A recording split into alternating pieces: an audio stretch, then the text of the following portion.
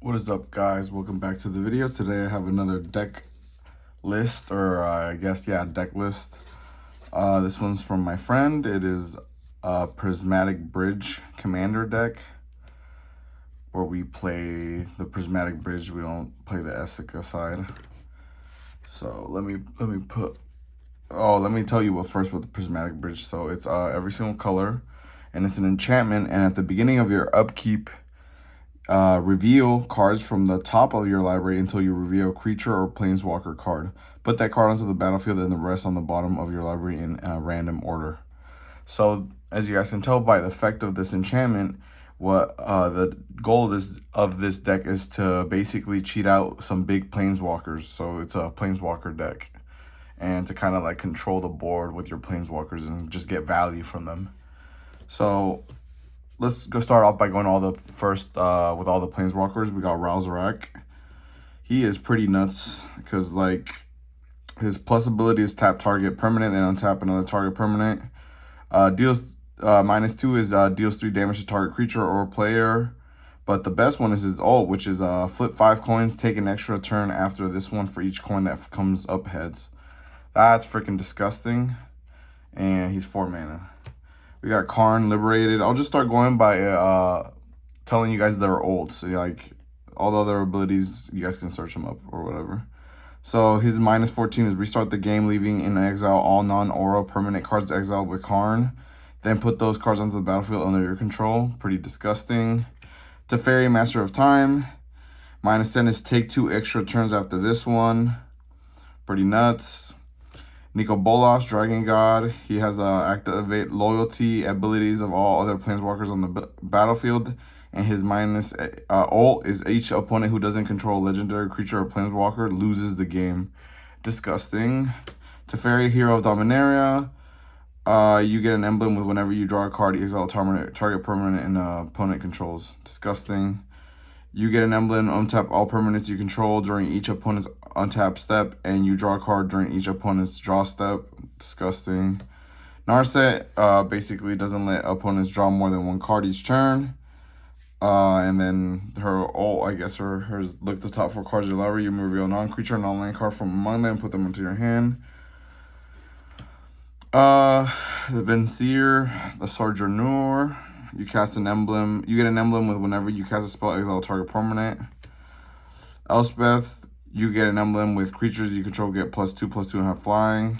Jace the Mind Sculptor, exile all cards from target player's library. Then that player shuffles his or her hand into his or her library. Basically, just they play with 5 cards or whatever cards they have in their hand. Disgusting. And then Vrasek, she ult target player life total becomes 1. He actually did this one on me. He ulted her, put my life to 1, and then fucking Ugin or whatever the hell that planeswalker is. Sorry, family friendly. That planeswalker bolted me on the face for like 4. It was pretty nuts. I don't know this person's name. It's target player puts the top 4 cards. This one's alright. This would be a cut. This is the homie right here.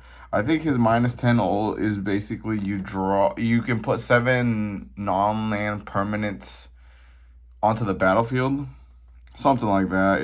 And then plus like waltz crap and shit.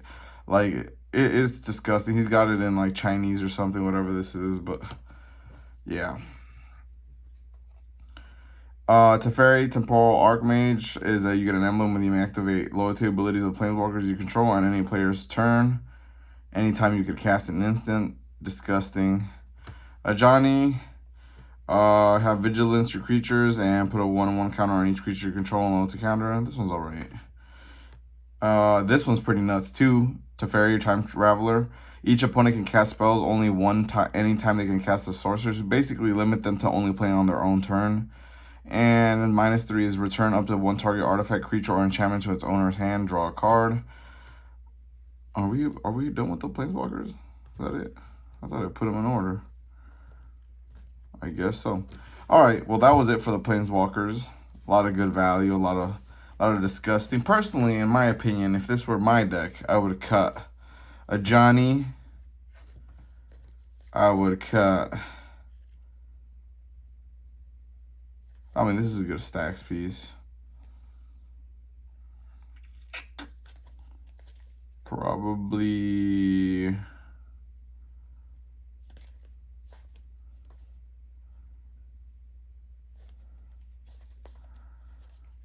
this homie too. I don't know. You guys can leave your comments on what you guys would do with this commander and what cuts you guys would do. Give my boy some criticism in the comments down below. Give him some tips. I'm just messing with you guys. This deck belongs to a guy. He's the magic god. He's the reason why I play Magic. But let's get on to the creatures. This guy, Raph Capuchin, whatever, Ship's Mage. He has Flash Flying, and you may cast historic spells as though they had Flash, which includes artifacts, legendaries, and sagas, so your planeswalkers. And basically, a lot of the sorceries you have are legendary sorceries. You basically play at instant speed most of the time. Birds of Paradise, we all know that. Karth, and he enters the battlefield or a planeswalker control dies. Look at the top 7 cards of your library. You may reveal a planeswalker card from among them and put them into your hand. Put the rest in the bottom in random order. Planeswalker loyalty ability you activate costs an additional +1 to activate. Evolution stage, whenever a land enters the battlefield on your control, proliferate. Nasty. Bloom Tender, for each color among permanents you control, add 1 mana of that. It's going to be giving you 5. Spark Devil, enter the battlefield as a copy of a creature or planeswalker you control. It enters with an additional +1/+1 counter on it. If it's a creature, it enters with an additional loyalty counter. If it's a planeswalker and it isn't legendary, if that permanent is legendary. Arena Rector, when he dies, you can search for a planeswalker card and put it onto the battlefield. Cheat out a planeswalker.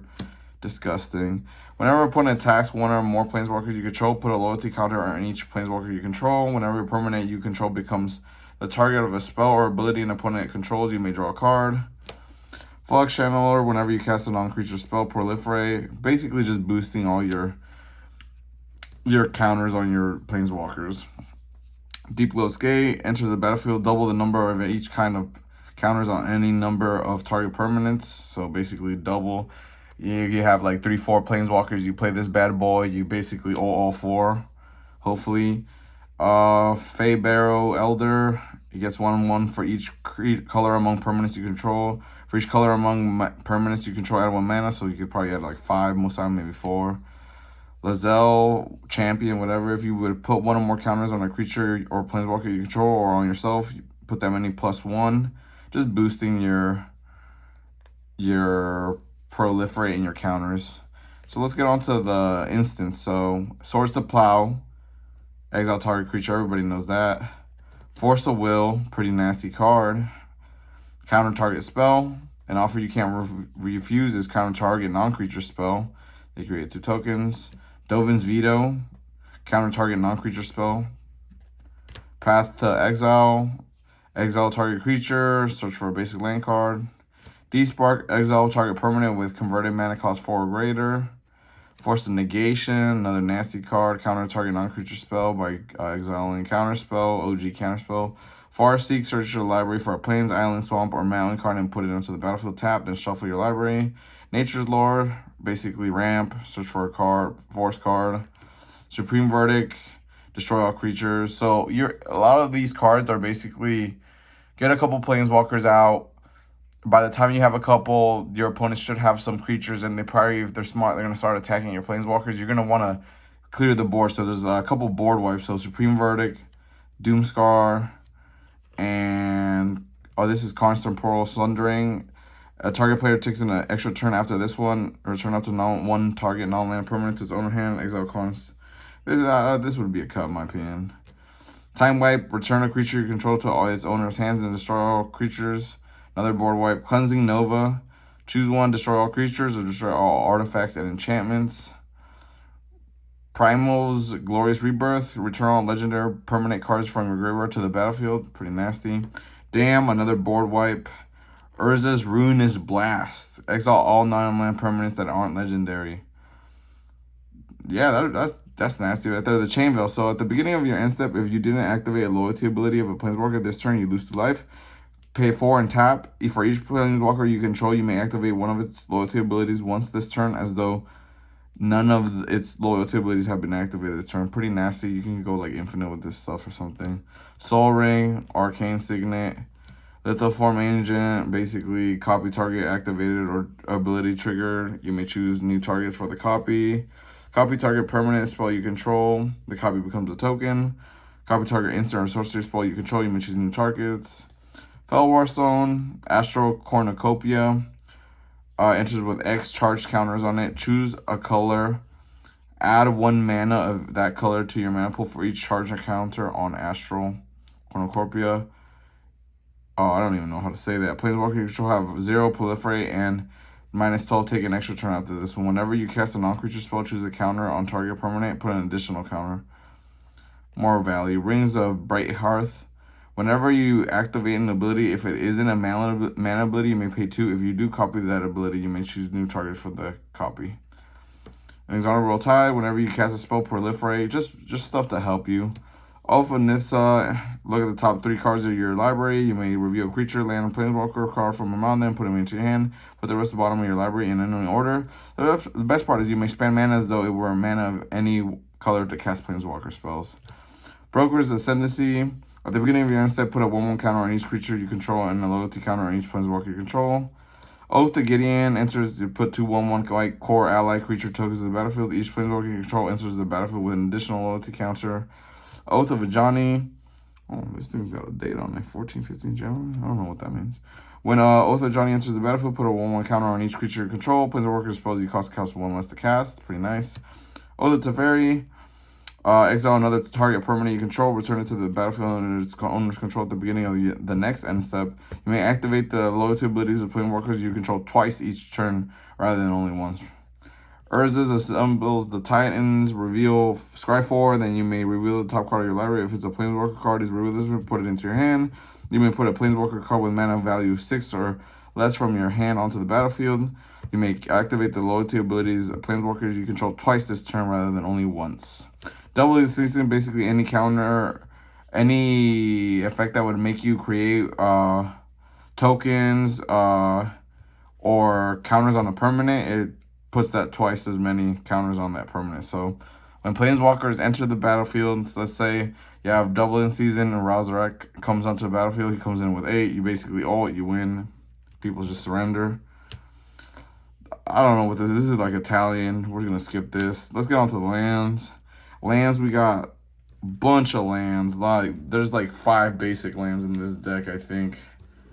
I think the majority of these lands are just non-basic. Vine Glimmer Snarl, Forbidden Orchard, Bloodstained Mire, Godless Shrine, Temple Garden, Blood Crypt, Frostbolt Snarl, Game Trail, Windswept Heath, Steam Vents, Shine Shadow Snarl, Choked Estuary, Necro Blossom Snarl, Interplanar Beacon. Whenever you cast a planeswalker spell, you gain 1 life. Nice. The Polluted Delta, Fury Calm Snarl, Sacred Foundry, Overgrown Tomb, Wooded Foothills, Watery Grave, Hallowed Fountain, Foreboding Ruins, Command Tower, Breeding Tool, Fortified Village, Misty Rainforest, Stomping Ground, Port Town, and then what do we have here? 2 plains, 2 islands, 2 forests, 1 mountain, and 1 swamp. So in our pod, we don't like to swing at stuff, and we just don't swing. So Planeswalkers is very strong. I love Planeswalker. I played this deck like once, and I was like, dang, this is disgusting. Like I just took 5 turns. I could have taken another 5 turns. And when he played it, he put my life to 1, and he bolted me. Then he ulted my other friend, and then killed us all. So very strong. I'm really interested in like bandwagoning on this commander and putting like a Traxa in there, and I don't know, doing something, because I have a lot of fun when I played that his deck, and I really love this deck. It was super fun. But yeah, if you guys have any comments or suggestions, or if you guys built your own Prismatic Bridge commander, put your mock field down below in the comments.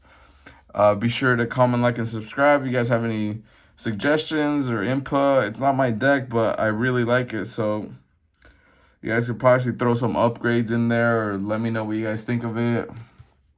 But yeah, hope you guys enjoyed this video. Remember to comment, like, and subscribe, and I'll see you guys in the next one. Peace.